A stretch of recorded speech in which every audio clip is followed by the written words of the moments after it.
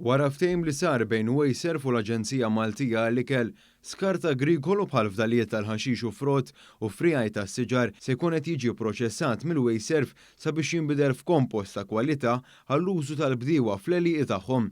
Dan permezz ta' komposter apposta fejn skart agrikolu mingħand il-bdiewa u mill-pitkalija se jkun qed jiġi proċessat. Dan il-makkinarju b'kapaċità ta' 15-il tunellata se jkun qed jipproduċi madwar 8 tunellati ta' kompost f'kull ċiklu li jieħu madwar ġimagħtejn.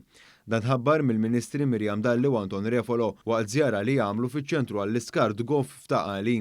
Huma kienu akkumpanjati mill-Kap Eżekuttiv tal-Wayserf Richard Bilocca u l-Kap Eżekuttiv tal-Aġenzija Maltija għall-Ikel Brian Vella.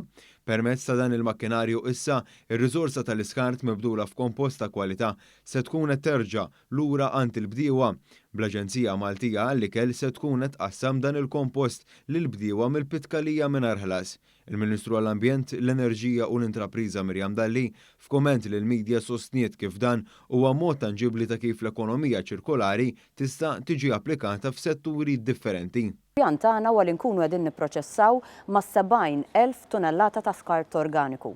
Ifisser però li kull wieħed waħda minnha jridu jagħmlu l-parti tagħhom. Għaliex sfortunatament sal-ġurnata tal-lum għandna 40% ta' l-iskart organiku li qed jispiċċa fil-Borża Sewda u rridu naċċertaw ruħna li dak l-iskart nisseparawh għaliex l-iskart organiku huwa riżorsa li tista' tinbidel sew f'enerġija u anke Min-naħa tiegħu il-Ministru għall-Agrikoltura, is-Sajt u Drittijiet tal-Annimali Anton Refolo innota kif dan il-ftehim huwa kruċjali ferm għaż-żamma tar-raba u l-kultivazzjoni ta' xejjex u frott.